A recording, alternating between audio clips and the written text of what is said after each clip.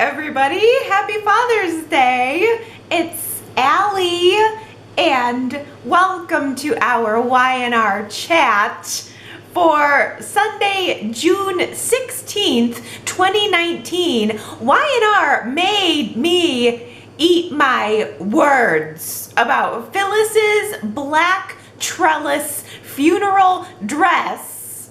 Last week I was going on and on about how bad that dress was, and little did I know that Y&R wanted me to notice that dress so that I would realize it was Phyllis's legs underneath the trellis as we saw those legs speeding away from Genoa City, Wisconsin to Las Vegas, Nevada after having escaped from Kevin's kidnapping room. Very, very clever, Y&R. Are we supposed to assume, though, that the other dress we saw in the previews is also Phyllis? We saw another mystery woman wearing a mystery black dress. Could that be Chelsea, or is that definitely Phyllis? I'm trying to figure out why Phyllis would break out of Kevin's kidnapping cove and go immediately to Las Vegas to presumably get dirt on Adam because the woman was asking questions of Riza, the other mystery woman who was in Vegas with Spider, helping him cohort. So why would Phyllis be going to Vegas to get dirt on Adam instead of immediately tracking down Kevy Webby and giving him like the world's biggest wedgie? I don't know. I am not sure. It was an interesting week, though. I had forgotten how bad Kevin Fisher can be at being a bad guy. I mean, this is the guy, after all, who was robbing banks, but he robbed those banks dressed up as a chipmunk. So he's always a little off on his execution. Kevin must have done like 1 day's worth of research and tailing on Adam, because Kevin assumed that Phyllis and Adam were dating because they'd been seen together a couple days prior, and Kevin apparently kidnapped Phyllis, hoping that Adam would care that his girlfriend was kidnapped and would therefore afterward make an even trade for Chloe. Kevin wants to trade kidnapping victims. I'll trade you Chloe for Phyllis. Sorry, Kevin. That didn't exactly work out in your favor. Not only does Adam spend 4 days this week not giving a flying fig about Phyllis, which, by the way, is super crappy, I have to admit. But Adam, at first, had absolutely no plans of handing over Chloe because he revealed this week that he is indeed holding Chloe hostage because she's the one who shot him. Well, what was all that business about Esther about then, damn it? On Friday, Adam let Kevin talk to Chloe to prove that she is alive and well. And then Adam agreed to negotiate with Kevin, agreed to let Chloe go if Kevin would let Phyllis go. So it's the old, I'll release my hostage if you release your hostage situation. But Adam also makes Kevin agree to stay around in town as a term of this deal because Adam thinks that Kevin might be useful to him in the future. Really? Because from where I'm sitting, Kevin is barely useful. Not only is he bad at being a bad guy, but he's also bad at hiding the fact that he's being a bad guy. Michael took one look at him this week and knew that he was up to something. There was a scene where Michael and Lauren and Kevin were sitting down and talking to Paul about Phyllis's case. Where could Phyllis be? And Kevin's face might as well have had a big lit up neon sign on it saying, I did it, did it. I know exactly where she is.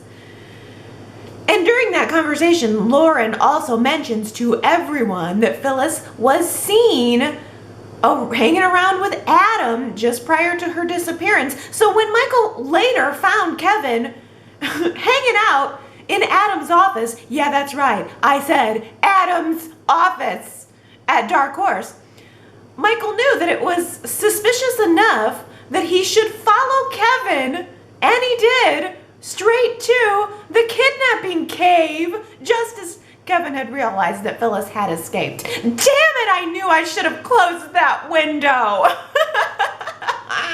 You think that you could trust someone to just stay kidnapped these days on the honor system, and then they go and spoil it by just crawling out the window?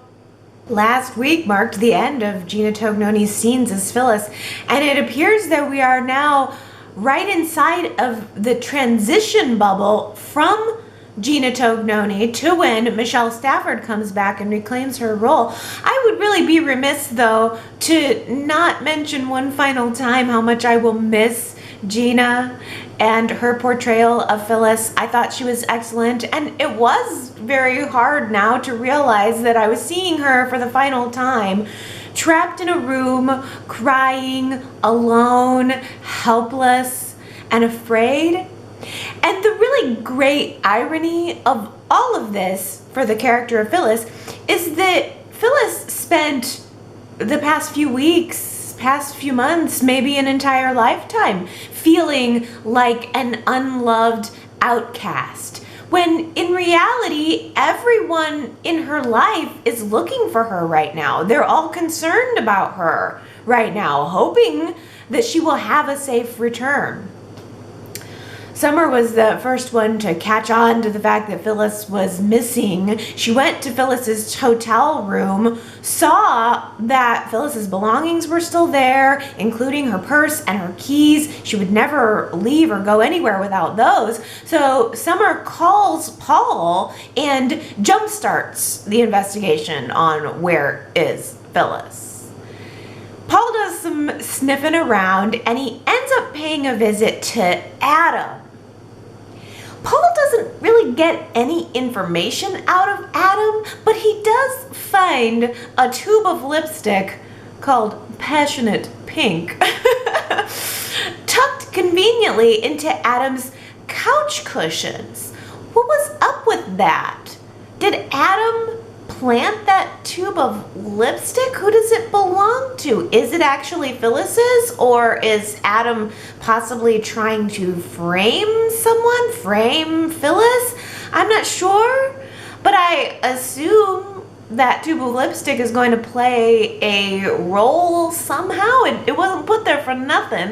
It feels like Y&R is trying to bring Michelle Stafford's Phyllis back onto the show in nearly an identical way to how they sent her out. Years ago, when Michelle left the show, the character of Phyllis was having a little bit of a tussle with Sharon in a stairwell.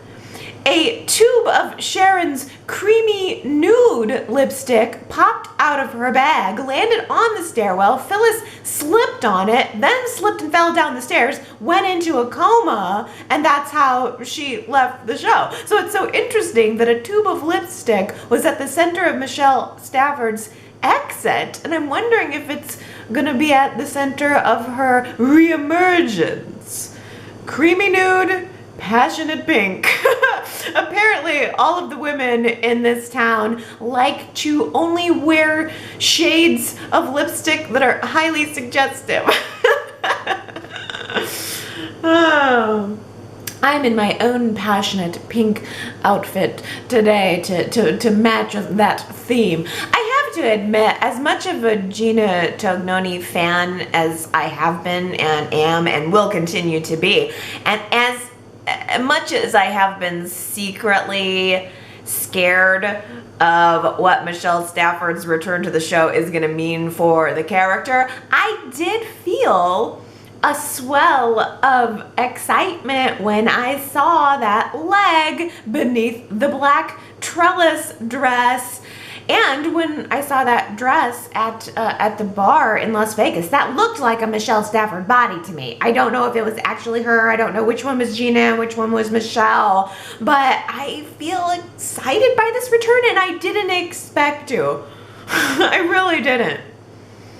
I mean, we can say what we will about Michelle Stafford, but she is never boring. That woman is the Courtney Love of daytime. Nick tries to raise enough money to save his company from Adam's coup. He tries to find a white knight investor. He even swallows his pride and goes to Victor for the loan. And surprise, surprise, Victor turns him down. Victor says pretty much, no, I'm not going to bail you out. I'm not going to give you the money, but you are welcome to come back and work at Newman Enterprises where you belong. I mean, no way am I going to help you facilitate having an independent lifestyle that doesn't involve me controlling your decisions. But if you want to come back to Newman Enterprises and sit under my thumb for the rest of my life, then that would be perfectly fine with me. So really, Nick had no choice in the matter but to toss over the keys to Dark Horse right over to Adam in his face, and he also beefs up security around Christian. It did not take Adam very long at all either to just fit right into that shell. 2 days later, Adam was suited up, making himself real comfortable in Nick's office. Like, Adam just runs Dark Horse now. Nick is out, Adam is in. Damn! Does Adam ever lose? He's just steamrolling through town with win after win after win. And in the previews for next week's show, it looks like Adam is finally getting around to his plan B for custody of Christian. He's suing Nick for the right to have his son. So when extortion didn't work, Adam decided to go with plan B, the old-fashioned route, and just sue Nick for custody. So Nick he's really lost a lot. He has lost his company, and now he might lose his son anyway. I have worlds of empathy for Nick right now. It seems like the majority of Y&R chatters also are siding with Nick. I asked you guys last week in a poll question, who do you think should have custody of Christian right now? And the majority vote, 88%, went to Nick. There was a small but vocal amount of chatters, 12%, who felt that Adam should immediately have custody of his son. But for the most part, I think that Adam's plan A extortion in exchange for the child has not made him a shining star of fatherhood in the eyes of the fans. But Nick never yet had stopped to think about how exactly Adam was able to pull off this coup. He'd never stopped to think about where Adam got the financial windfall to put Nick into this position in the first place. Not until Adam told him. Anyway, Adam started dangling that piece of information in front of Nick, waiting for him to bite, and Nick said, what? So Victor gave you the money? And Adam said, no, it was like Victor in a dress. Adam chewed up Victoria, the big bad wolf, remember, from last week. He chewed her right up and spit her back out. He told Nick that his sister was the one who gave him Chelsea's number. Gee, wonder how she got that. And also basically funded his Dark Horse coup. Nick confronted Victoria, and I'm sorry, has Victoria lost her mind? Victoria could not have been more proud about the fact that she gave in to Adam's demands and got nothing for it. She was proud of herself. She still thinks she's the big bad wolf. She still thinks she's ruthless. She should be embarrassed right now. She gave Adam $50 million of her own money for nothing, absolutely nothing. She thought that she was doing it as a way to secure her place as Victor's heir apparent to get Adam out of the way to just leave town, and she didn't even get that. As a side note, so what if Nick lost his company, his dream, and he's now potentially going to lose his son too? I don't know who this Victoria is. This isn't even the Victoria that I know and love and I'm used to her accustomed. I'm accustomed to some coldness coming from her, but I don't even know who she is now. She isn't even being ruthless. She's just being careless. Nate informs Victor that his medical treatments aren't going as well as they had hoped. So what do we do now?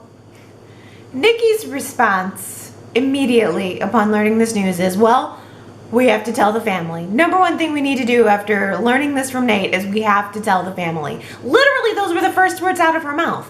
How about looking into some alternative treatments for Victor? How about talking a little bit more about what we can do to help Victor? I mean, you know one of those kids is gonna save his life in a month or two with a blood transfusion. They're gonna give Victor some different blood and everything's gonna be fine. But Victor and Nikki's first reaction is to call the children together to tell them that Victor is sick and then worry about who's gonna run the company. It all seemed very plot-driven to me. Like, it was first and foremost about the drama of who's going to run Newman Enterprises, and then secondarily, it was concern for Victor. That was just an afterthought. And with the exception of that one moment where Victor was alone in his office gazing at his own portrait, and then he psychs himself up doing that classic Victor Newman punchy fist thing, that was the only moment that I felt was purely about Victor. If Y&R is going to go the route of a Victor medical crisis scare, then shouldn't we really get into it? Shouldn't we really embrace it and really have a sense of, oh, this could be it? You know, this could, he's getting up there in age. Could this actually be it? But I don't feel that at all. It just felt completely plot driven. All anyone wanted to do was stand there and argue. Victoria practically wanted to knock Victor over to go take his chair. It was disgusting. Abby was disgusted by it, pretty much left, just checked out, feeling like the lesser child that she always feels like. She just left the room. She's the one who doesn't matter. Nick also has so much other drama to deal with. Even Adam, honestly, seemed more concerned about Victor than Victoria did. And maybe Victor saw that, and that's why he asked Adam to take his place at the head of the company. I was appalled that the conversation was even taking place. I was appalled that Victor asked everybody else to leave the room so that he could have a private conversation with Adam. It was favoritism on full display. Ugh. The only thing more shocking to me was the fact that Nikki stood by and let the whole thing happen. Normally, Nikki would have been right there trying to fight for her children to take over control of the company. And she didn't do that. She's just standing back, letting this all happen. I don't know. It's so clear, I guess, that Adam is the favorite. And yet he turned down Victor's offer to run the company. He refuses to take the chair. Why would he need Newman Enterprises anyway? He just usurped a perfectly good company in Dark Horse that he can run all by himself any way he wants anyway. And all of this leaves Victoria realizing that she is at best second best. And frankly, if we're all honest with ourselves, if Nick would have been willing to come back to Newman Enterprises as Victor offered, then Victoria would be third best, third in line. Victor wants his male children to run the company, even though Victoria's always been the one there. he just sweeps her aside and Abby gets fourth. Abby really had a good piece of psychoanalyzing going on for Victoria. She assessed what was going on in Victoria's mind and then consciously making the decision to not do that for herself. This family is messed up. Victoria is constantly chasing Victor's love and approval and never getting it. Never will. Victoria is so desperate for Victor to tell her that she's the chosen one, that she would rather starve to death waiting for his crumbs. Honestly, with Adam saying no, Nick saying no, Abby saying no, Victoria is the only one of Victor's children who hasn't figured any of this out yet. I wonder if Y&R fans had voted in droves in that CBS poll to see more of Paul and Christine, because we got a lot of Paul and Christine this week. They were kicking back, having a picnic in the park. They had their shoes kicked off. They were making themselves comfortable right there in the middle of the public park where people are constantly coming around sitting on those benches. They were just right in the center of this public area having a romantic picnic with a baguette and a bottle of wine. Can you even imagine bumbling through the city park one day on an average Tuesday afternoon and seeing the chief of police and the district attorney just laying there in the grass with their shoes kicked off, having wine and grapes and bread? Oh, I was astonished that Christine ate a grape. An entire grape! That woman looks like so good. She looks like she never eats. She must sleep in some kind of chamber. Some kind of beauty chamber which keeps her well hydrated or something. She's timelessly beautiful. She just looks effortlessly beautiful. I loved seeing them being more relaxed. Christine was just enjoying a little bit of solace after having a really big and heated argument with Victor. Apparently Victor is suing both the district attorney's office and the GCPD over all of the false arrests that happened in the JT Hellstrom case. I actually really am happy about that. It has been years of the district attorney and the GCPD going after Victor Newman to get something on him at any cost. I say it's about time that he went after them. I think it's a nice turn of tables. It might even result in Christine losing her job, because apparently Christine is up for re-election and Victor's lawsuit is generating enough bad press for her that even her biggest campaign contributors are pulling their funding. Oh, how interesting. Are we going to see Christine lose her job? Are we actually going to see her election? I think that would be fun. And then it would maybe even be a little bit fun to watch her lose. I mean, watching Christine lose is kind of what we always do. It never gets old. Doesn't Adam have enough going on? How can he possibly also be thinking about his years-old unresolved feelings with Sharon?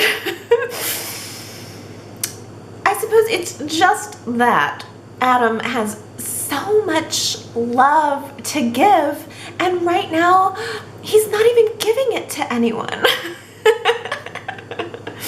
That love is just going untapped, you guys. Someone must receive it soon. Sharon marches over to Adam's tack house, hot under the collar, finally ready to give Adam a piece of her mind about what Adam is doing to Nick and Christian. And by the time Sharon left, she was not only hot under the collar, but she was hot under the collar, hot under the shirt, hot under the lingerie set. Sharon was so hot, in fact, that she had to go home and work out all of those unresolved feelings for Adam on poor piece of meat Ray over there. Ray, he's at home being a good guy, looking after her kid, holding down a job, folding her laundry. And Sharon is over at Adam's house, letting Adam get inside of her head today and inside of her pants tomorrow. Y'all damn well know it. I am just not even buying Adam's whole, "we had something special, Sharon, and you're the only one who can get through to me now" routine. I don't buy it because I don't trust him, and it's way too convenient timing. When he didn't need Sharon a couple of weeks ago, he was blowing her off, telling her to go away. And now that he wants Christian, he has something that he wants. He wants Christian. He has himself all wrapped up in the Kevin and Chloe mess. Now it's time to tap into those unresolved feelings? Sure, Adam. He's manipulating her. It's plain as day to everyone but her. He goes over to the house the next day, by the way, to apologize for bringing up those old feelings. "Oh, sorry, did I touch a nerve? I mean, Adam is just so lonely and he's just so wounded that he couldn't help it. He couldn't help himself." Sharon is such a sucker. She was eating up that sugary bait like she was an ant or something, walking right into Adam's trap, eating it up.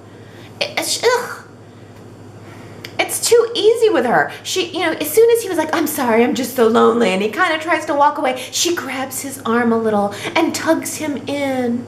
And then he grabs her and tugs her in to a hug, and then Ray walks down the stairs, sees them right in the middle of that hug, which, by the way, judging by the look on Sharon's face, it was less of a hug and more of a burning desire. Ray sees them. Adam realizes immediately, whoa, and he scurries out of there fast. Ray then kind of blows up at Sharon and walks out the door.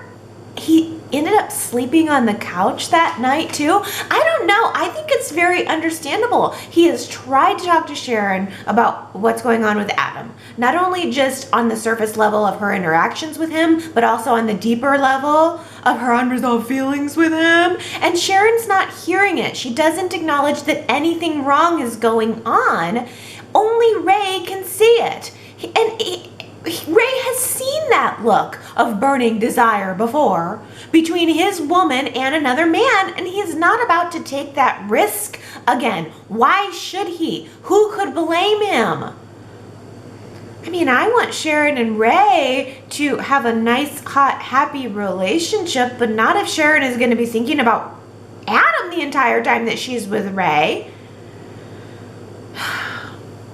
They talked it out the next day, and yet again, she is reassuring Ray that their love is strong and that she is not being manipulated by Adam. But honestly, something about in the way that Sharon was talking to Ray reminded me a little bit of Adam.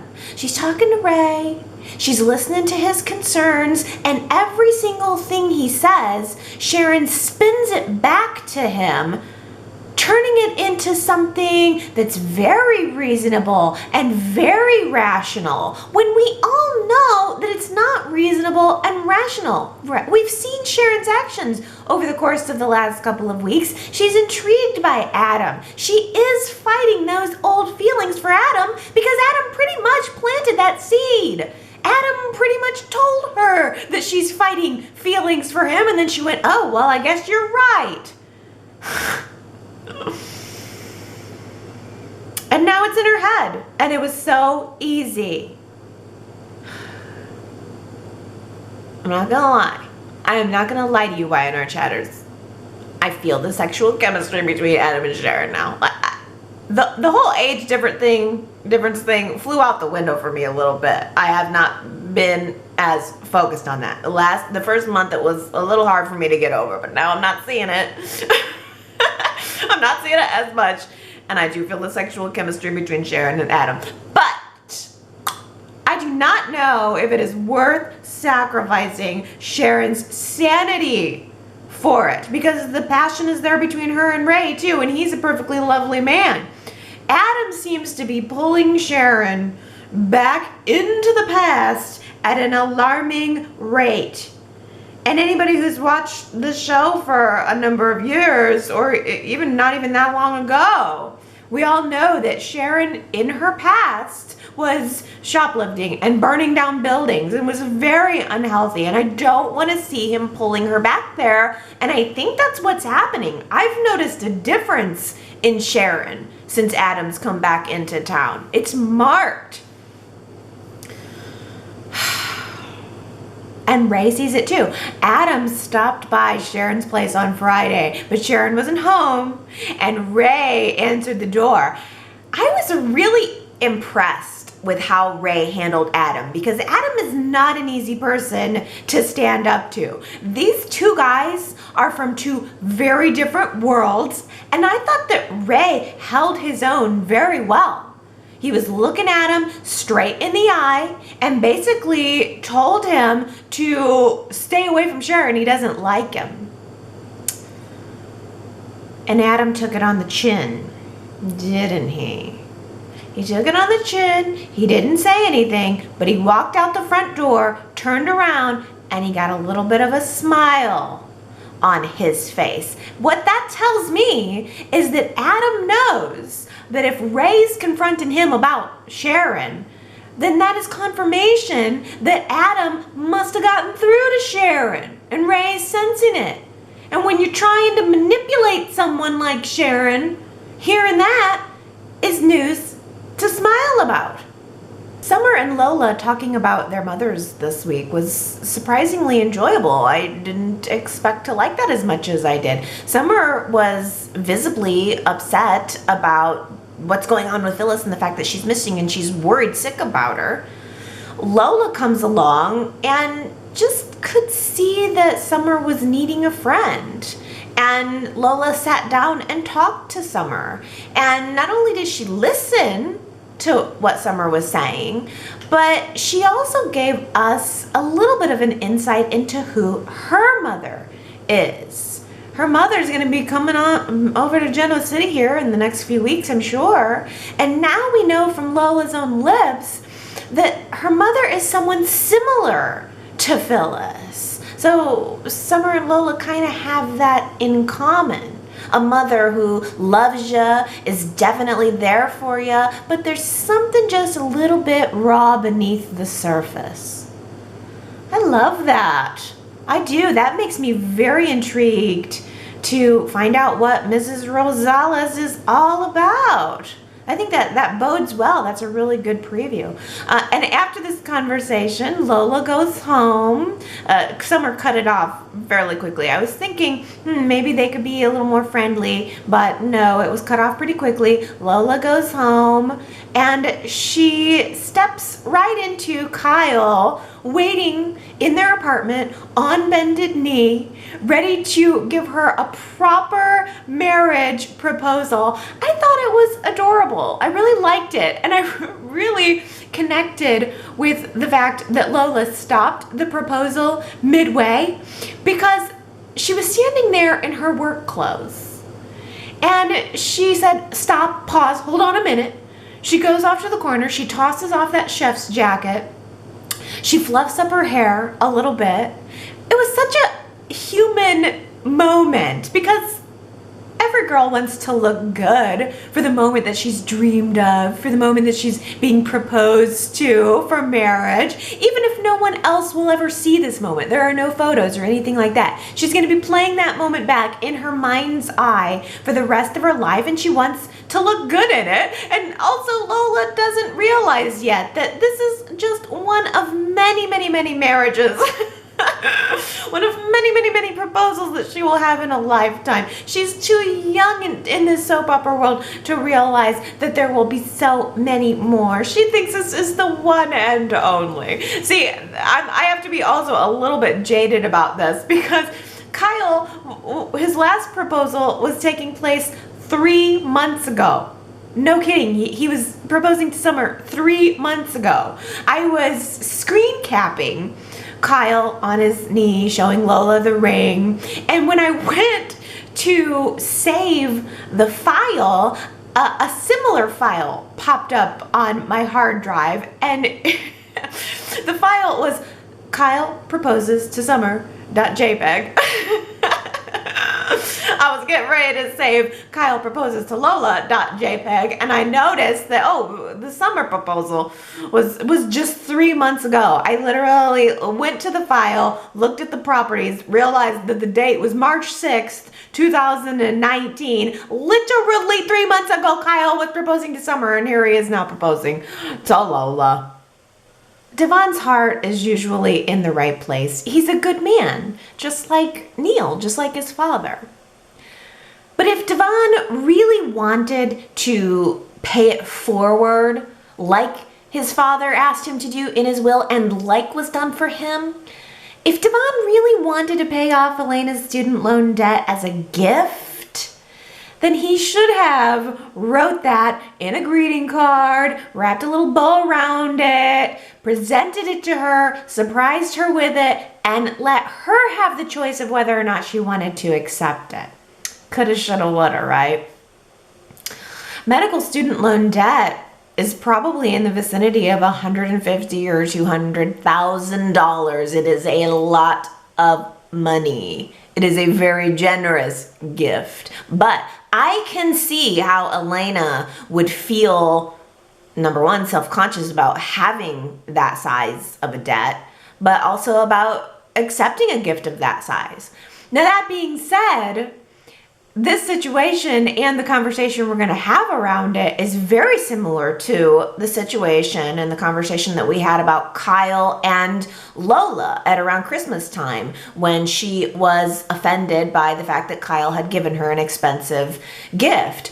Elena told Devon that she felt violated by the fact that he went behind her back, he viewed her financial affairs, and then he settled them on her behalf, and that put her into a situation where she had no control, and that made her realize that the power differential in their relationship is imbalanced because Devon has so much money and she has so little. With Kyle and Lola, we talked about that exact same term, the power differential. It's an imbalance of the power dynamic in the relationship that is presented by money.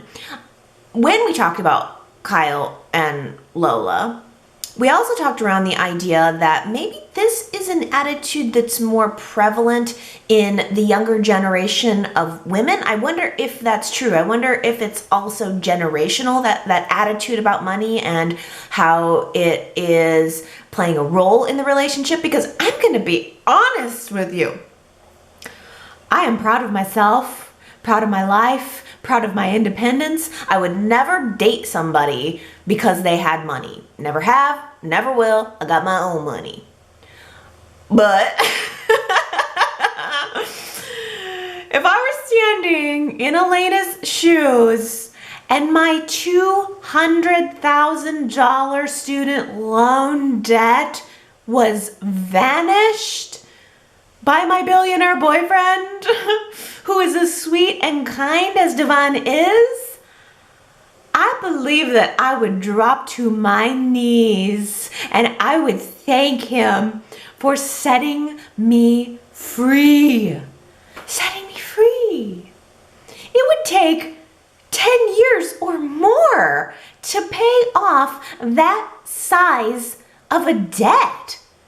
I think that I would be so grateful not just for the gift of the money, but for the gift of time and of freedom, that burden was lifted from me. I think I might I might just hightail it down to Fenmore's and buy a little something see-through to show him a thank you party later that night. That's just me. I see where Elena is coming from, though. I do. I can't believe, though, and was a little bit surprised by how quickly she was ready to break up with him over it. And it was similar with Lola and Kyle. But Elena was ready to get on a plane and leave town. And I thought, well, that is quite a big reaction. It seems by that action almost like she is putting more emphasis on the money and the power and that differential, where he is not. To Devon, it was just a gift. Money is nothing to him in a way. He doesn't have to focus on it because he has an abundance of it. It was something that he just didn't really think about it. It seems like she's putting that emphasis there by making such a big deal over it. And I'm not saying she's wrong to feel the way that she does. I just think it was a little wrong to have that big of a reaction and to let it potentially ruin the relationship. She said she wanted to get away and take some time and think about it. I'm glad that he didn't beg her to stay. He made it clear that he wanted her to stay, but he let her go. And she walked out into the hall, headed to an interview at the hospital to have a job, to make her own money. And she runs into Nate in the hallway at the elevator, and Nate tells her that he would be more than willing to give her a recommendation with the chief of staff at the hospital to help her get that job. Here we go. The triangle emerges. Devon offers Elena complete and total freedom, for which he is punished. But Nate offers Elena an opportunity to earn her own freedom, and he may be rewarded. Isn't that interesting? Yeah, I don't think this is going to be the first or the last time that Nate is going to come in between Devon and Elena. He lives right across the hall. He's being real nice to Elena. He's going to have been working with her. Presumably, she's going to get that job. They're going to be working together. And now, because of Neil's will, Nate's going to be sitting on the board at Devon's company, too. Anna was so harsh when she parted ways with Tessa and Mariah a couple of weeks ago. Anna was very clear that if she was going to be producing Tessa's album, then she was going to be doing it her way or no way. There were no alternatives. And now this week, Anna has completely changed her tune. She's agreed to work with Tessa, even with Mariah, who is managing Tessa's career in her new capacity as the head of Power Communications, doing her PR thing. And basically, Mariah and Tessa and Anna all agreed to play nicey-nicey. The turnaround just came out of nowhere. Anna shook Mariah's hand, and I wonder how long it's going to be before Anna will be stabbing Mariah in the back. Maybe that's just the impression that I'm getting. What is the impression that you're getting about Anna? What is up with Anna? Can we do a poll question on that for this week? What's your opinion of her? Do you like Anna?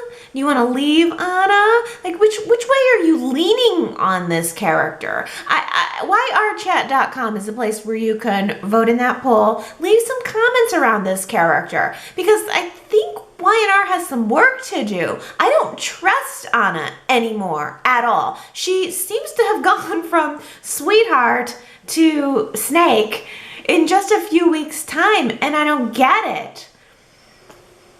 I just have this feeling that she is about to be sweet talking and hitting on Tessa behind Mariah's back. Oh, goody. It's nice to see Dina again so soon. Oh, goody. I love it when she says that. Oh, oh goody.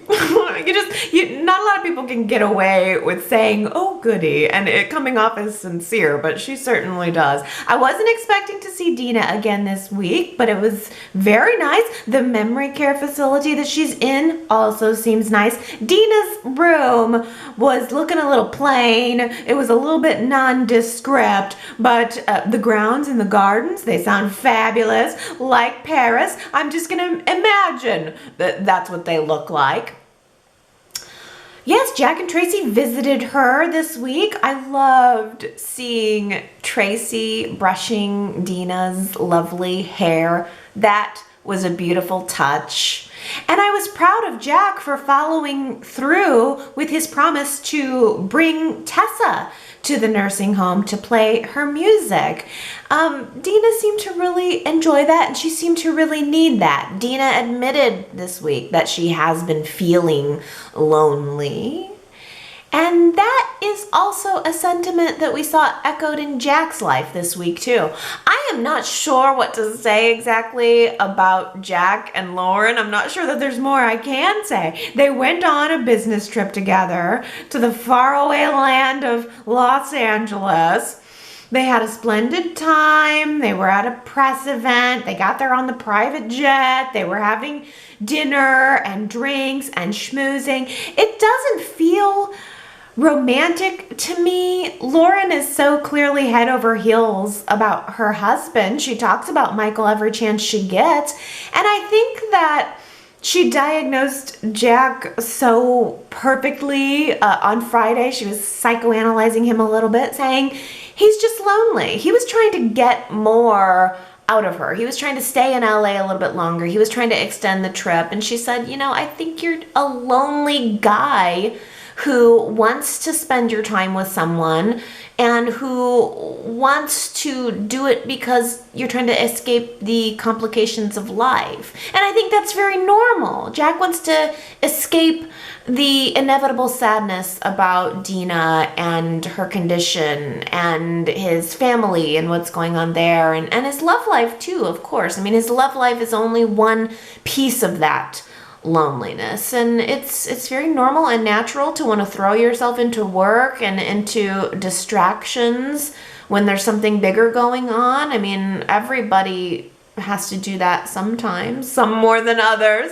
It's easier to escape and think about something pleasant than to face the reality. But at a certain point, what more can you do besides just try to seize happy moments where you can? As long as he is not trying to seize up on somebody else's happy marriage, I'm fine with this friendship.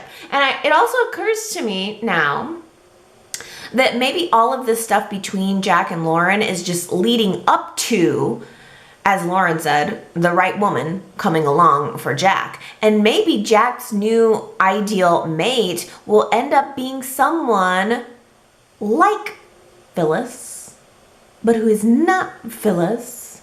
Maybe someone a little closer to what Lola described as her mother. What wonderful scenes watching Traci read her book to Dina. Stolen Lockets, Broken Hearts. What do you think of this title, Y&R Chatters? I don't like it. I don't have a sense of the stolen locket at all. All I'm seeing is broken hearts everywhere. Why do they have to be broken? I think that was Dina's reaction too. Dina seemed to really enjoy Traci's book and just being read to. It felt very therapeutic for both of them, I think, until Traci got to some of the darker parts of her storyline. Dina was very upset about the rewrites that Traci had made. When I was watching those black and white scenes, particularly where Billy and Victoria showed up a little bit out of nowhere, it felt tacked on to me. There was something about Billy and Victoria suddenly showing up in this continuity that made me, made me question. It took me out of that fantasy, the fantasy within the fantasy a little bit. But then I realized it felt like a rewrite because Traci was rewriting the ending of her story. I think Traci had realized last week when her character confessed her love for Kane's character that she was taking these people in a romantic direction that maybe hit a little too close to home. So she got scared and she decided to change it. She wrote an ending that was a little more safe for her emotionally. Billy comes in as Lily's husband and Victoria was his lover, and there was a double cross, and in the end Kane's character Flynn was presumably killed. I don't know, he got hit over the head with something and he ended up I guess dying, not knowing that Traci's character, I guess her name is Velma, I think I called her Iris a couple weeks ago. Kane's character died not knowing that Traci's character cared for him. But I think that Dina having her reaction to that ending of the story made Traci rethink it. I think that Traci was realizing that in her book and in reality, maybe a happy ending is worth the risk. I even wonder if Traci might have been holding on to a little bit of hope when she met with Kane later in that episode. She was talking to him and she seemed so happy to be around him, and it almost did seem like there was something that she wanted to tell him.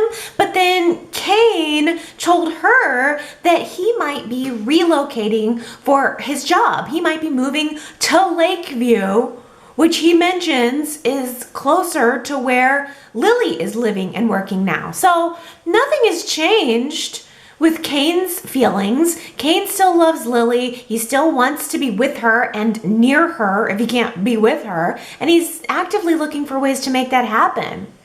So it's not looking good for Traci. She's not going to be able to compete with that. She can't compete with the love of Kane's life that he's now lost. So maybe in the end she will decide to let her feelings go and let Velma's feelings go and let Kane go. And I don't know, maybe in the end the story is just that a crush is a crush sometimes and it can just be that, or I don't know, maybe she'll set him free and he'll choose to come back to her. It's an open ending at this point. Why repeat history when you're looking for a new beginning?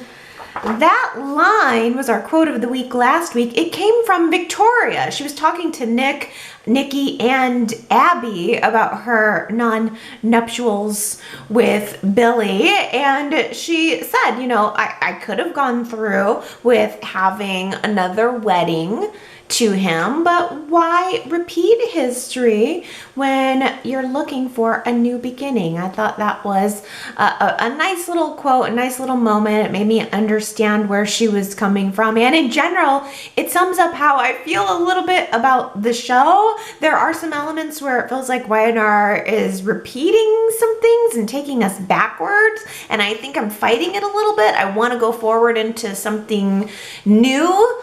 And maybe they're getting us there. Well, a few of you guys guessed that was Victoria. It wasn't an easy one, but Keisha, Henry, Shakona, Anna, Tanya, Tina-Cole, and Justin all got it right. Here's a little bit of a more hopeful Who Said It quote. There's always tomorrow. There's always tomorrow. It's a simple quote, but I thought it was kind of a poignant moment. Maybe you noticed it. If you did, go to yrchat.com to leave your guess. And if you get it right, then I will give you your shout out on next week's Y&R Chat. Wow, we had so many comments this week, so let's dig in. First up, Justin says, Gina Tognoni's first major scene as Phyllis was crashing Nick and Sharon's wedding in a white dress, and her last major scene as Phyllis was crashing Victoria and Billy's wedding in a black dress. Oh my gosh, Justin. In with a wedding crash, out with a wedding crash, first in white, then in black. Great catch. I never would have made that connection, but that is delicious. It does seem like, I guess if you put it in that light, they put some thought into Gina's entrance and exit, because that had to be intentional, right? It's too good to be a coincidence. Oh, Superplex says, I do not understand the reasoning behind Adam keeping Chloe as prisoner. She tried to kill him, but he refuses to go to the police.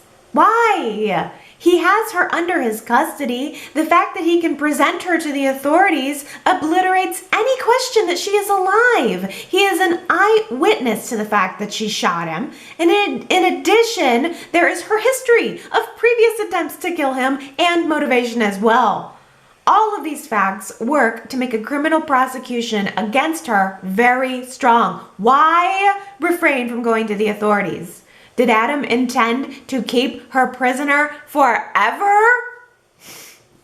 This has got to be one of the greatest points of the week, Superplex, because I don't fully get that either. Why not just turn Chloe in? Not only did he not turn Chloe in, but he also went out of his way to actively cover for her. So what is the larger motive in keeping Chloe held hostage? Was it just to get to Kevin? I can't imagine it's that.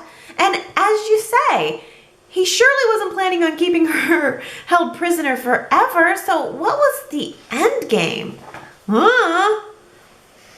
Connor also says, okay, I need to connect some dots here. Kevin kidnaps Phyllis thinking that Adam kidnapped Chloe. So does this mean that we're getting both Chloe and Chelsea back? If memory serves me correctly, didn't Kevin help Phyllis cover up the murder of Dr. Tim Reed years ago? Remember the rug? If Phyllis were smart, she'd use that as leverage to escape.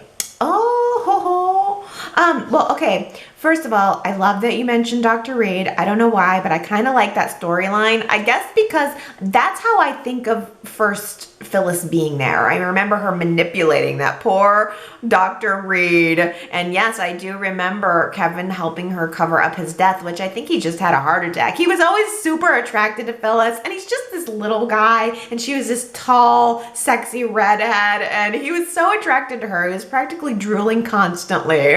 And I remember that from back in the day when she was first on the show, and then they brought him back years later, and I think she needed something out of him. He was at her apartment, and he had a heart attack or something, and dropped dead, and yeah, I think Kevin did help her just roll him up in a rug and dispose of the body. But to your question about Chloe and Chelsea, just based on the little bit of research I was able to pull together, we are getting Chloe back, and she is supposedly going to be coming back the week of June 24th.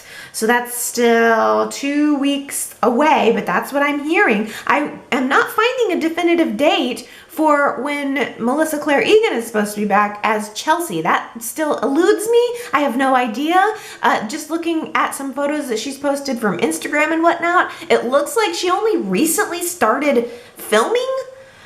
She's had some scenes with Josh Morrow. She was doing some selfies with him in it. So I'm guessing that Chelsea will be coming back at around the same time as Chloe, and that Chelsea will be connected in to the custody battle storyline in the courts that Y&R previewed for us on Friday for next week. Daisy says, my first guess is that Chloe is now with Chelsea. Okay, pause a minute, because I think that could also be possible. It is who Adam has been texting with so many different people. I don't know what's what. Does anyone else feel like Adam and his texting is a little much? It's sort of an easy plot trick, and I don't know. I don't want to read the action. Somebody show me something. I'm sick of reading all of these text messages. But I like your point, Daisy, that it's possible that Adam is in cahoots with Chelsea. We are at this point being told that Chelsea's remarried, she's with somebody else, but all of that could be a lie. I wouldn't be surprised at all if who Adam is communicating with and who is holding Chloe is Chelsea, and Adam and Chelsea are working together to fool Sharon for some reason. Chelsea could have been easily lying to Sharon about the being remarried part, and maybe that's why Adam is trying to keep Sharon on the hook so that she doesn't catch on to him. I don't know. It is so convoluted. But Daisy goes on to say, Adam lies so much, I don't think what he says can be taken at face value. Adam said he'd leave if Victoria gave him money. Well, he didn't leave. And then, without blinking an eye, he went after Nick, using Christian as leverage. I think Adam knew Nick would never give up Christian, so Adam got exactly what he wanted, Dark Horse. And since Adam has gotten everything that he's wanted, I wouldn't be surprised if he still tries to get Christian, not because he cares about him, but because, true to form, Adam wants everything that Nick cares about. Adam's jealousy precedes him. Also, Adam wanting to take Christian could be for Chelsea, it being that they are in cahoots, that is. Oh, my favorite part about your analysis, Daisy, is the idea that Adam knew Nick was not going to just give up custody of Christian when Adam gave him the ultimatum. Choose between Dark Horse or your son. Adam had to know that Nick was not just going to hand over the kid. So your point is that maybe what Adam wanted from Nick was that company. He sure had no problem sinking right into the office and making that his own. Excellent. Excellent. I had not even thought of that. And you also are saying and reinforcing something I'm thinking. Adam is winning. He's just winning, winning, winning. He's gotten everything that he wants. Will he get custody of the child? That is the last thing that he wants that he hasn't gotten. But also, I have to say, just backing up a sec, if Adam is in cahoots with Chelsea, that would explain why he's not fighting harder for her and for Connor if he already has them. Let's talk about that poll question. Who should have custody of Christian, Adam or Nick? Shakona says Adam should have custody. Number one, Adam is not a danger to Christian. We have seen his fathering skills with his other son, and he is a good father. Number two, he wants to form a bond with the child. Intention to form family life is definitely a plus to gain custody.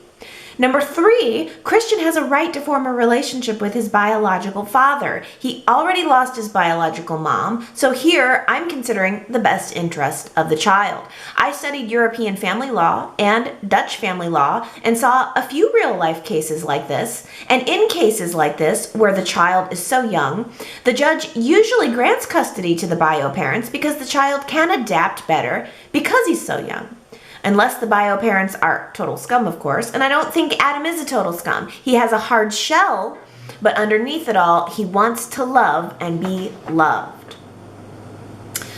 Marianne disagrees, thinks definitely Nick should have the custody. Marianne says Nick has always been a decent father and probably should have had joint custody of Connor. I find Nick annoying as a spouse because he can be very self-righteous and hypocritical, but he is a good father to his children and any children who've been brought into his many, many relationships. There was no drama in whether he would choose any business over a child. I don't think he would even choose Dark Horse over any child within his friend or family circle. As for Adam, this Adam is no contest in the parenting department. I would have even chosen Nick over the best behaved Adam, Justin Hartley. Astra says, I feel like this current Adam thinks of Christian as a possession and it's not endearing me toward the character at all. This evil Adam needs to have some redeeming qualities because right now I have no sympathy toward him and never will if he keeps this up. I do wish Y&R would work in a little more humanity for Adam. I think that would go a long way toward getting him some more fan support. Well, Leslie says, Allie, I don't agree at all that Adam walked away from Christian. He changed the paternity for Sage to be able to have the happy life with Nick that she wanted, and for him to be with Chelsea and raise Connor with happy parents. 2 children with happy parents. He was going to let Sage raise him with Nick, not Nick raise him alone. This is an interesting point, Leslie. I do understand why Adam switched those paternity test results. I do understand that he was doing it for Sage, but the effect on the child's life was the same regardless of his reasons. I always kind of viewed Adam as abandoning that child, and I always thought it was a weird, wrong decision to make by the writers. It never felt fully Adam, that he would change his own paternity test results and to, distance himself from the child. And to your point, for Sage's sake and for his own family with Chelsea's sake. Yeah, I mean, of course, Adam didn't callously leave his son, didn't leave him on a doorstep or anything like that. But I guess I always viewed it as him having denied his fatherhood. And so he denied his fatherhood then only to claim it now? I just don't think that he should be instantly karmically rewarded for that. I think that Adam needs to put in some work to be considered Christian's father now. But good points. And let's hear from Tiffany here. Tiffany says, hey, Allie, so I'm adopted. My younger brother is adopted. I've had cousins who were adopted, and I've had contact with my biological sister, who was also, of course, adopted. At least in all of the cases I've been around, it's ended up in the biological parents coming back when the child grows up, and in my family, more times than not, the child has gone back to the adoptive parents and just completely disregarded everything the adoptive parents did for them. Christian needs to stay with the man who raised him because he has cared for him through health, through sickness, through nightmares, and through holidays, birthdays, etc., all while Adam has been on the run multiple times to save his own back. And Tiffany says, let's be real, it's Adam, so he'll probably die again. Yes, this is all interesting comments from the Y&R chatters. I wonder what the judge will have to say, because it's not even necessarily going to be based anywhere near in reality. It was ridiculous to me that 1 year ago, a judge granted Victor temporary custody of Christian. That was absurd. So it really could go either way in Soapland. Do you think that Adam's going to end up winning at the end of all of this? Or do you think Nick will win? Now that we kind of know how the majority of chatters feels it should shake out, how will it shake out? I mean, if Y&R turns around and gives Adam the child too, I mean, he hasn't lost anything. It's just he is literally steamrolled through Genoa City like he was Alexander the Great. Oh, well.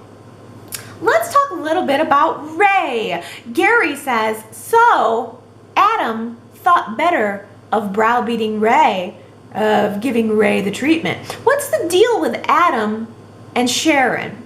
It's highly unlikely that Adam's interested in Sharon. Why does he need her as part of his game plan? Can't he just set that one aside? What's the point other than to stir the pot? Yes, Adam was very subdued when it came to Ray, wasn't he?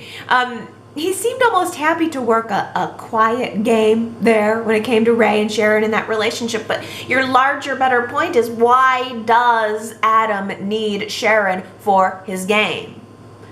Ultimately, what even is his game? I feel unclear about Adam still at this point, and it's a month on with him coming onto the show. Ray, on the other hand, I feel perfectly clear on, and Gary also says it is a miracle that Ray has not been written off because he is so fantastic. Look how he was perfectly able to analyze the whole Sharon situation. He completely nailed it, and he's just naturally strong. Ray is just naturally strong and straightforward. He's not trying to control anyone.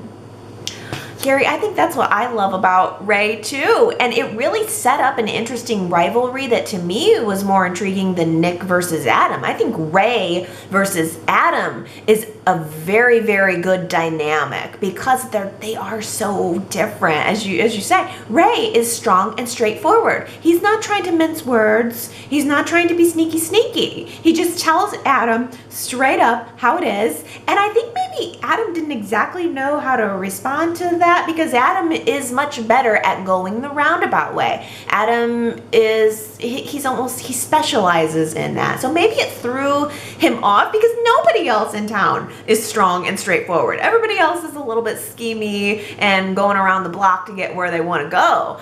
I think that is so interesting. Ray is a straight arrow. Adam is that bended arrow. And he even said this week, there was some great line, I think he was talking to Victoria about, everything's always black and white with you people. There's no gray area. Adam lives in that gray area. Ray's a cop, black and white. I think that would be a far more interesting rivalry for Y&R to develop rather than the Nick and Adam rivalry even.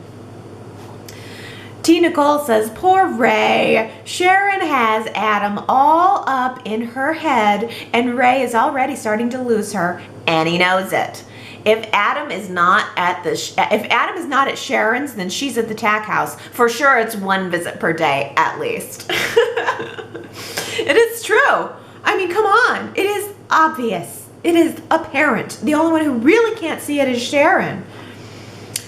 Laura says, Sharon is my favorite character these days. I cannot predict her next move, her next mood, her next man. Eeny, meeny, miny, mo, catch a boyfriend by the toe. If I catch him, he's my beau. Eeny, meeny, miny, mo.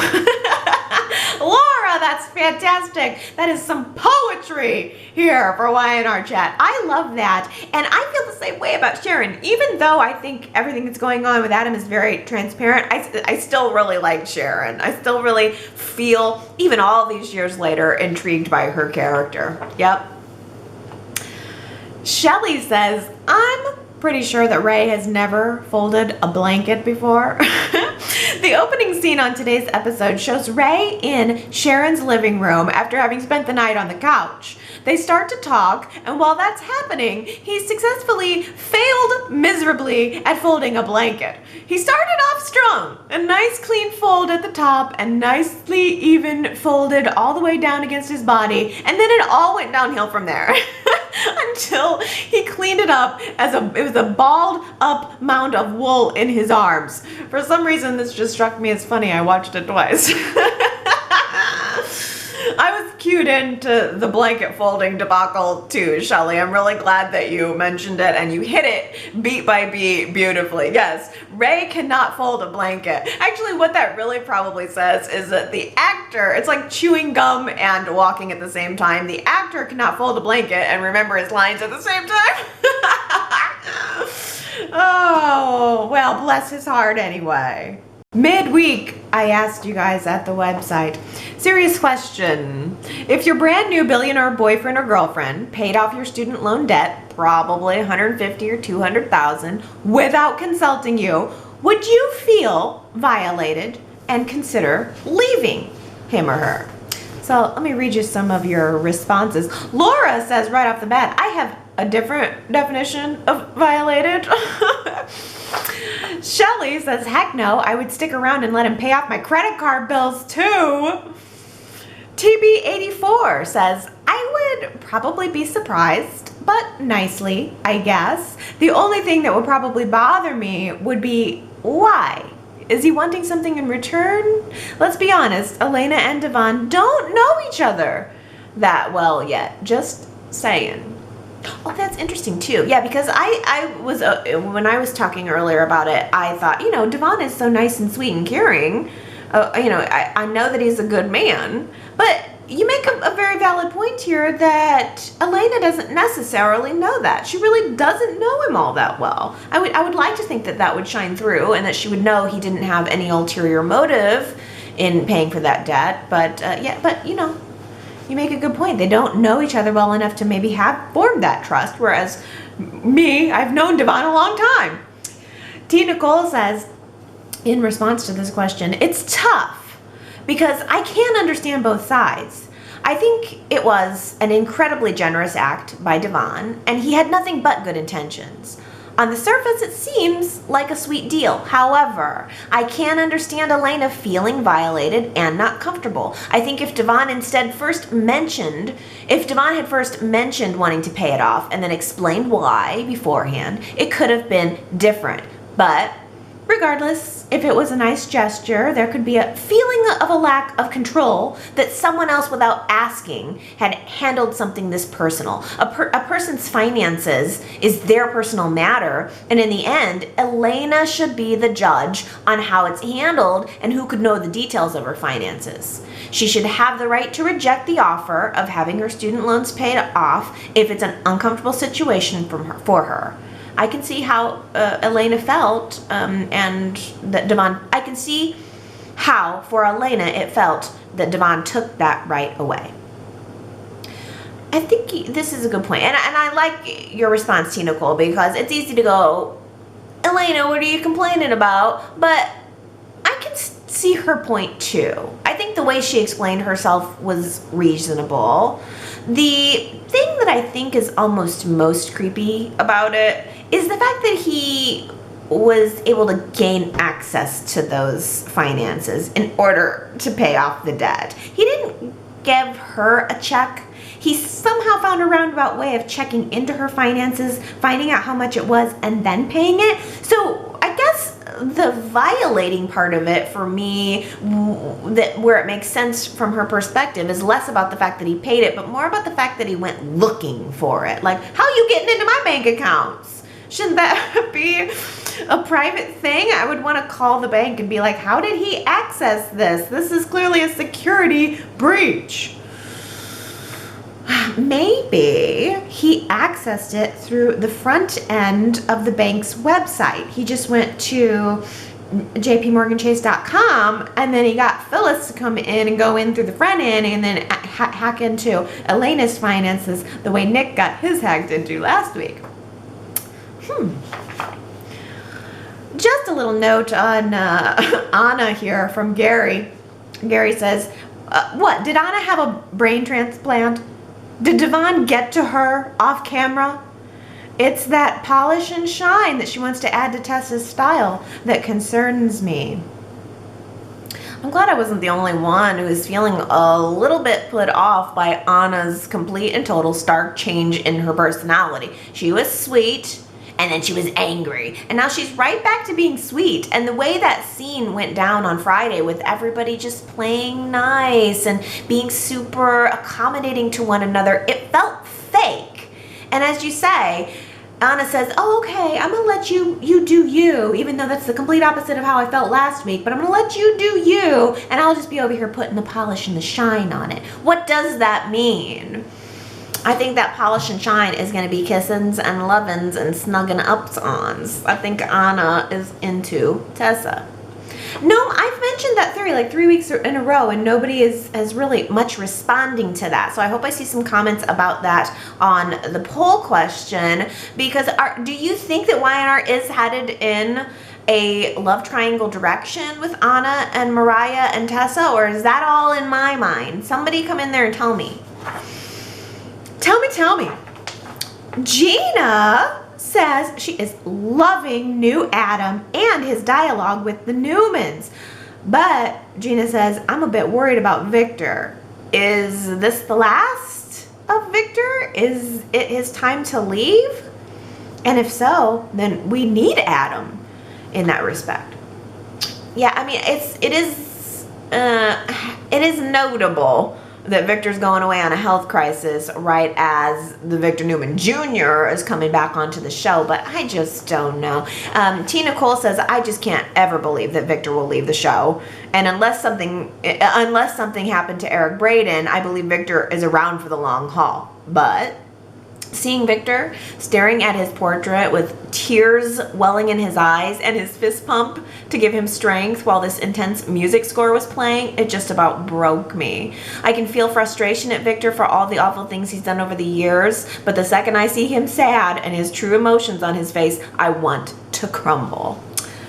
Good point, Tina Cole, because I don't think this is it. I have heard Eric Braeden say he ain't leaving this show till he dies. He does not want to stop. He enjoys this. This is his job, and I can't see him opting out unless he were unable. But you also make a good point about how powerful that scene was with Eric Braeden. Isn't it funny that Y&R was clearly trying to stir up some drama between Victoria and Adam and who's going to take Victor's spot? And to me, that was not all that effective. What was far more effective than all of the episodes dedicated to Adam and Victoria and all that crap was that single moment of Victor looking at his portrait and psyching himself up with his fists, you know, like getting ready for the fight. That moment, I mean, Eric Braeden in, what was it, 90 seconds of screen time was more effective than all of the other stuff that was going on around it. And by the way, I'm glad you mentioned the music because I was just about to forget that. Y&R has been folding in some of their classic score. Oh, yes, I noticed it, Y&R, and I want to thank you very much. I should have said it earlier, because they, you know, Y&R listening to this, they probably jump off 5 minutes in, you know, but I just should have said it earlier so they caught it, so they really caught my thank you. Just kidding. But I heard that there were some of the original soundtrack from my Y&R original soundtrack CD that I bought in the 90s. They're bringing back some of those scores that I haven't heard in years. It might have been during that Victor scene. I'm not sure. But that did extra tug at my heart. That music is Pavlovian to me. I hear that and it tells me, oh, this means something. It's like when the Y&R theme song plays over a scene. It means something. It helps evoke that emotional reaction. And also, you know, Victor just does that to me. Laura says, I love Victor and all. He's the main reason why I watch the show, but I'm just not interested in his or anyone else's ongoing disease. Dina's Alzheimer's has been so emotionally draining that I'm good for a couple of years. Hopefully it's a plot device and not the focus of the storyline. You know I feel the same. After having been through everything with Dina, everything with Neil, I was not looking forward to a medical crisis. I would probably be complaining, though, if they were focusing on Victor more. I just think they can't win with this type of storyline with me. If we were seeing Victor every day suffering, I'd be complaining about that. But as you mentioned, they're kind of using it more as a plot device, and I'm complaining about that. I suppose, all things considered, maybe they're in the right balance with it. It is a plot device. We all know it, but give us these little moments of humanity with Victor. That's good. Yeah. Let's talk about Traci. Tony says, Allie, I'm just listening to your Y&R chat where you mentioned the fans' negative reaction to Traci's fictional story. I love that approach to telling a story. It's a fresh idea. It isn't a flashback or a flash forward. It isn't simply a character looking to the ceiling and imagining. It is perfect for an author to express her dreamy crush in this way. And why would fans complain about a Traci Kane pairing when it is just accepted that Kyle can renege on his one-year commitment to Summer and move in and propose to Lola? That's sleazy by any definition on the part of Kyle and Lola, who a minute ago was such an honorable person.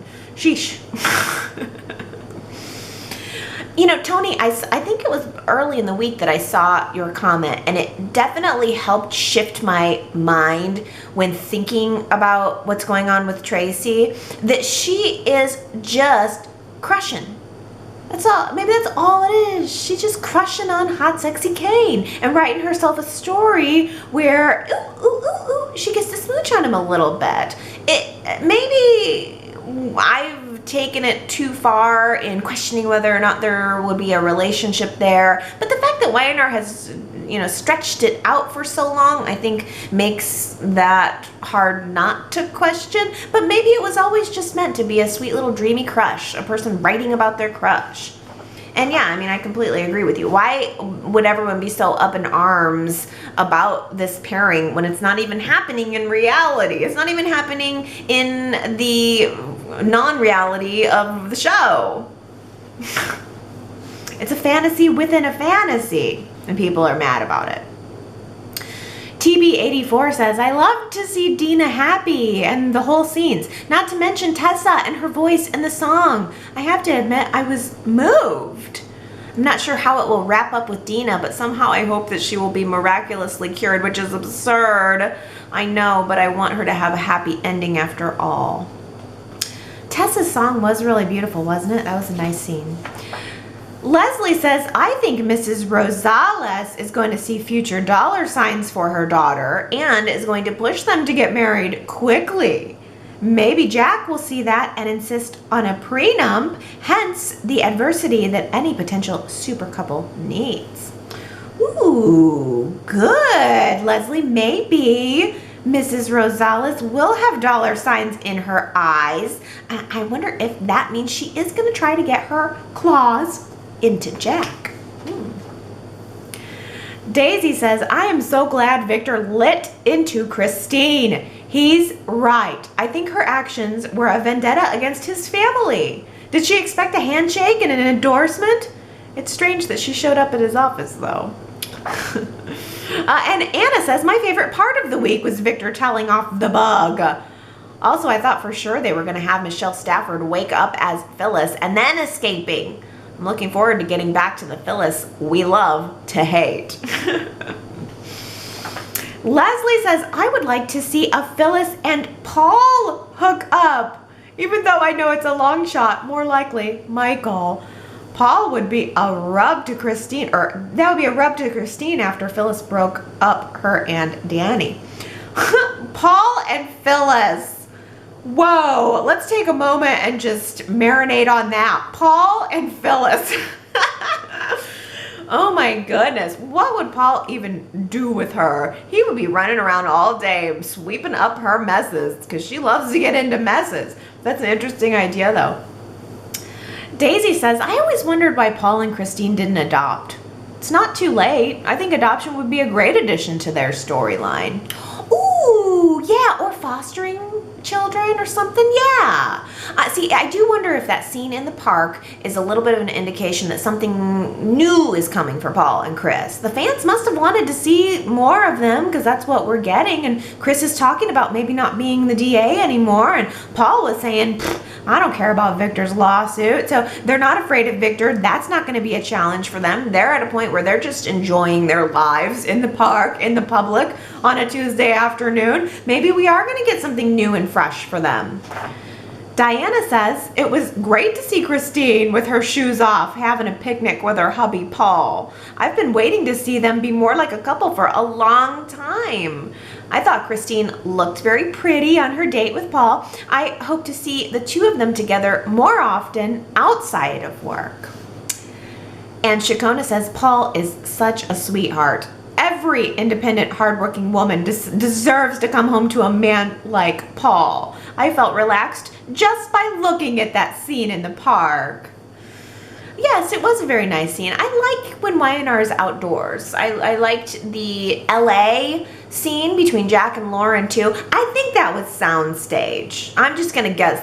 I was looking and it didn't seem like Lauren's hair was doing any moving. I felt that if they were actually outside filming, Lauren's hair would have had some breeze blowing through it, but there was absolutely none. So I'm thinking that was soundstage, and it still looked very beautiful. So I like when Genoa City is in bloom, in spring and summer, and we actually get to get outside.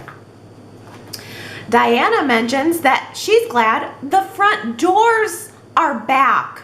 A chatter had mentioned that we lost the front doors of the characters' homes. Y&R is obviously listening, and they're making a point of showing Sharon's porch the last few weeks, outside the tack house where Adam lives, with the added bonus of that beautiful lilac bush, and Nick's hallway again. We're also seeing the outside of Victor's office again, which I don't think we've seen in a while. It really does make a difference. Their homes and offices feel real and not like a set on the show. I noticed Sharon's porch area too, and she has that cute little bird house. And I'm glad you mentioned that about the lilac bush. That's I have 2 lilac bushes in my new house, and I have just loved them. They only bloom seasonally though, and they just smell so beautiful and fragrant. So yes, Y&R is doing a good job of bringing us in to the world that surrounds these people, not just the indoor world, but it's summer. You know, we got to get outside and enjoy it too. So I'm glad you noticed that. I noticed it, and I'm enjoying it. Okay, everybody. Thank you so much for your comments, especially throughout the course of this past week. I think I'm doing a lot better, to be honest with ya. I mean, no joke. I think there was a bubble or something that needed to be burst, and it burst this week, and I'm feeling more positive overall. I was able to relax into the show a little bit more, and little by little, I'm getting back to letting my fantasy spend a little bit more time in my brain and pushing reality where it belongs, into the back. Oh. So thank you again. Keep your comments coming. yrchat.com. It's always lovely to hear from you. And you will hear from me again next Sunday. I love and appreciate you guys so much. Have a good week. Bye.